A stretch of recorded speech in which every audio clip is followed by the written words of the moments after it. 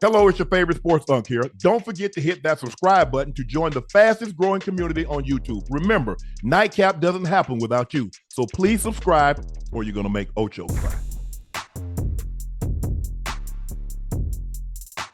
All right, guys.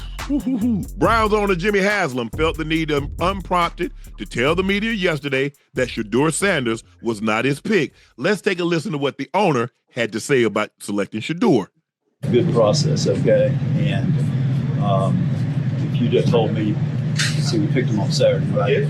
Friday night driving home, y'all are going to pick Shedeur, I would say that's not happening. But we had a conversation early that morning, and then we had a conversation later that day. I think we had the right people involved in the conversation. At the end of the day, that's Andrew Berry's call. Andrew made the call to pick Shedeur. Just like who's going to start or what play we're going to call is Kevin's call, but that's Andrew's call. He made the call. Yeah. Who asked him that? Why did he feel the need to share that information, Ocho? Nobody. That's what unprompted. So you dry snitching. Ain't nobody asked you what round did you think you was going to take Shedeur in? Why did you take? Nobody asked you that. Yeah. And so he felt the need. And I get it. Yes, he's the owner. But it's like, I'm like, bro, if you feel this way about Shedeur, why y'all still got the man? Because it seems like every time I turn around, Ocho, somebody trying to take a dig at him. Yeah. Well, I got a question. I have a question for the chat and Unc and Joe. I'm not sure if y'all know, how long has Jimmy Haslam been with the Cleveland Browns? A long ass time. A long time. So since 2000, the Cleveland Browns have 35 different starting quarterbacks. Since 2000, 35 different starting quarterbacks. But now you're going to take it upon yourself to say that Shedeur Sanders wasn't your pick. And that's probably why it's going to work. Because you had no dealings in him being drafted. I'm watch how God work. Watch how God work. What about all them other picks you had? Who picked were they? His. But listen, he never came out before and said this before like anybody else. Never did this before. Hey, when I look at it, Unc and Ocho, I just like how the young man going about himself, man. Yeah. Shedeur. You know what I mean? Like, there's no better way to go about this than keep your head down and keep working, bro. I think he's been doing a phenomenal job at that. Obviously, I think everybody's been keeping up with what's been going on in Cleveland. I know I have. And he looks comfortable out there, first and foremost. And he looks like he's still enjoying the game, man. And I think this is just more, fuel to the fire as opposed to it's going to help him out throughout the regular season or throughout his season or throughout his NFL career in general. So I understand what the owner said, but I think Shedeur is doing an awesome job with all this that's going around. And you can see he's in the community. Not only is he in the community, but he looked like he's playing his butt off. Mm-hmm. Now I don't know how much in it is way with what he's been doing in OTAs and off season and camp and all that. But I mean, man, the eye test don't lie, bro. I know they ain't out there hitting or nothing like that, but he looks comfortable out there. Yeah. Well, it's really hard for me to say because from everything that I read, he gets 1 or 2 reps with the first team, or 1 or 2 reps, period, and that's it. It's reported that his dad wanted to come to camp, just like he went to Tampa. He said, "Nah, Dad." He said, "Dad," he said, "I might get 3 or 4 reps." He says, "I'm not where I want to be." But what if being reported is true? But once I get to where I want to be, come on up then. Right. But I don't get this. Who? It was that was an Andrew Berry's pick, and just like the guys that play, that's such and such. So all these quarterbacks that y'all had, and I mean you had Baker. So whose pick was Baker? And Baker had a decent, and he got injured, and for whatever reason, Baker's telling the story. They wanted him to tone it down a little bit and wouldn't let him be himself. And you see Baker is like himself in Tampa, and he's thriving now. Yeah. Does he have a better collection of wide receivers around him in Tampa than he had in Cleveland? Yes, he does. He does. There ain't no sense in us trying to fool him and say he has the same level of skill position players around him because he doesn't. He just doesn't. But I don't get why Jimmy Haslam felt the need to take this shot at Shedeur. Oh, If you'd have told me we was gonna take him, I was like, that's not gonna happen, or so, whatever he said.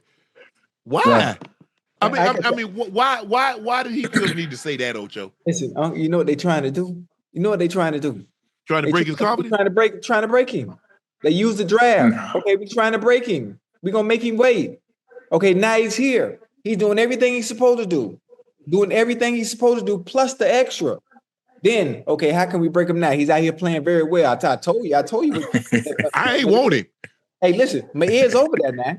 My ears and eyes is over there. I don't need to be there to see and hear. Stay with me now. So what do we do now? He's playing well. He's got the offense down. He's not making too many mistakes. He's throwing touchdowns, whether he's running with the 1s, the 2s, the 3s, or the 4s. So what do we do now? The owner has to come out and try to break him again, break his spirit a little bit. Oh, I ain't want it. I just want y'all to know. I ain't want it. Let me see if I can rattle that's it. Andrew. But hey, but listen, but why though? Is it because of what they may seem to be as flamboyant in college? Because he wore the jewelry, he wore the ice. Yeah, it's just part of who he is, man. It's just part of his swag. That's how he grew up. Hey, really, Joe, honestly, that's all the collegiate athletes coming out of college this year. Everybody got they got money. Yeah, nowadays. Change the college. Yeah, they got a little bread. All of them. They got a little bread. And so it seemed like to me a weak attempt. The guy's already, look, I know people you say, hey, you maintain confidence, but when you're not getting any run and you're used to like, I'm a prime example of that. I used to call my brother. I said, man, I ain't getting no run today. All he said, just be ready. He said, John Elway gonna call your number, but make sure when he call your number. I like, man, you keep saying that. You said that yesterday. He didn't call my number. He said, I said, you keep. I'm saying to myself, you keep saying that, but it ain't happening. And sure enough, but I was like, I ain't got nothing but time. The way I looked at it, Joe and Ocho, is that as long as I'm here, I still got a chance. Yeah. It's like when I'm no longer there, I don't have a chance to make the team. So as long as I can stay, the longer I stay, because guess what? I'm going to do something. Y'all going to put me somewhere, and I'm going to flash something. Yeah. Oh, yeah. I'm going to make a catch. I'm going to make a block. You're going to put me on special teams. I'm going to do something that you say, you know what? That kid from Savannah State, he too big, too strong, too fast, not for us to find a play. Hey, create a job for me. Yeah. Hey, we ain't hired. Right. Listen, and the funny thing about it is all the turmoil, all the negativity, whether it's coming from the Cleveland media, whether it's coming from the owner Jim Haslam and saying he wasn't my pick, when that preseason starts and he gets his opportunity, the cream is gonna rise to the top no matter what. Because he's good at doing one thing. He's good at playing football. Yes. He's good at playing football. He's been a winner from Jackson State, the goddamn Colorado, and now you're in a different environment, and that journey starts all over again, even with the enemy that's right in your backyard against you. Mm-hmm. Sometimes that's really hard to overcome, Ocho, when it seems like the people rooting against you that's right there. That's fine. I mean, I thought we was all in this thing together. It don't seem like it. I tell you who on the side though. I tell you who on the side, when that goddamn stadium start screaming for Shedeur, when that goddamn dog pound start going crazy, and them chants start shouting for Shedeur when things ain't going right with the Browns, all right. I guarantee you. Now watch how it play out. I just hope he's around long enough for those said things to happen. Yeah.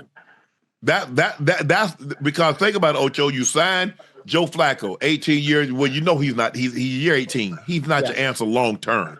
You re-signed Kenny Pickett, hoping that he got a little hamstring tweak. So now basically it's Dylan Gabriel and Shedeur. But it seems like Flacco and Gabriel and Flacco getting all the reps. That's what it appears to me from what I read. Now I'm not following it that close, because at the end, put all that time in there, and guys that you're watching, they're not going to be there. So as they get to the preseason, Ocho, we get a game or two, and so we'll get a better understanding, a better feel. Like, okay, this kid, get an opportunity to see them guys play. Like, okay, he can play. Because I want to see guys play against somebody else, playing somebody else that's trying to make a team also. Mm-hmm. You don't know yet. Right. Y'all don't walk off the field talking, hey man, hey, what you gonna do tonight, or such and such. Hey, Right. I want to see you go against another guy in another color uniform that's in the same situation that you are. He's trying to to live out his fantasy. He's trying to live out his dream. He's trying to make sure his mom and his grandma, and if he has a kid or a girlfriend or significant other, he's trying to make sure they're taken care of just like you. Mm-hmm. But this, I'm shocked by what Jimmy Haslam had to say because nobody asked him. Nope. This was something that you probably should have asked Ocho after the draft. You asked this, okay, so what was your thought process taking Shedeur in the 5th round? They said the grade they had on him, the grade they had is the grade they had. So that's when you're like, well, hey, we felt that, we had this grade. Now, between rounds 4 and 5, if he's there, we're going to grab him. Okay, but that's a day after the draft. That's 2 days at worst, at best, worst case. That's a week after the draft. Ocho, the draft was in April. Makes no sense. The draft was in April, and here we are. That's May, June, July. That's 3 months. Yeah, and we talking about that's an Andrew Berry pick. Yeah, and listen, I could understand if your decision making in the past, as if you the goddamn quarterback whisperer. Yes. Coming out and saying something like that and being confident about it, like you just been golden when it came to picking quarterbacks. The last 35 were your picks, and none of them worked. So probably this one that you had nothing to do with, that might be the answer. If you Green Bay, y'all got Brett Favre, and then you get Aaron Rodgers, and now you got Jordan Love. I would say, well, you know what? Hey, Ocho, Joe, he might be on to something now. Right. They about to have 50 years of prosperity at the quarterback position.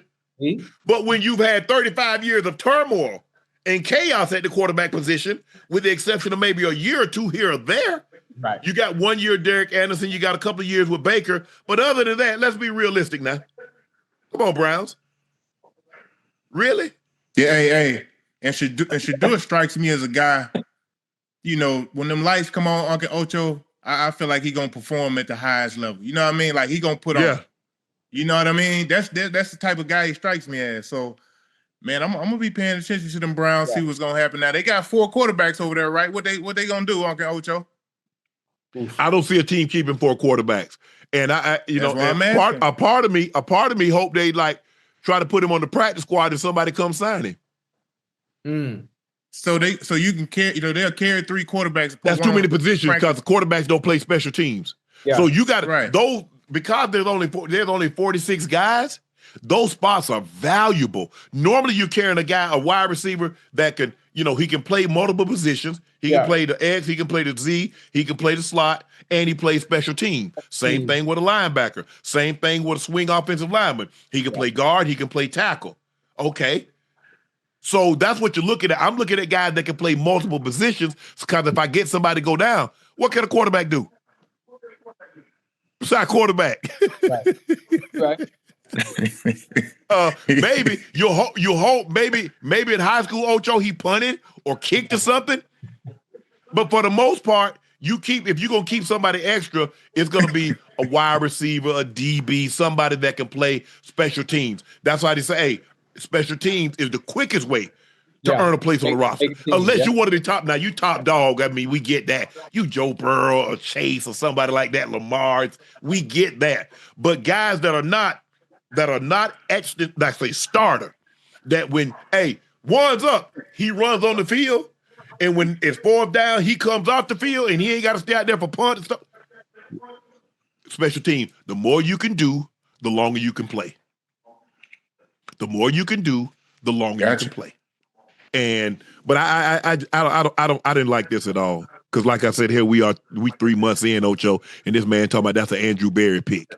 You're trying to break him, huh? It's all mind games. They are all mind games.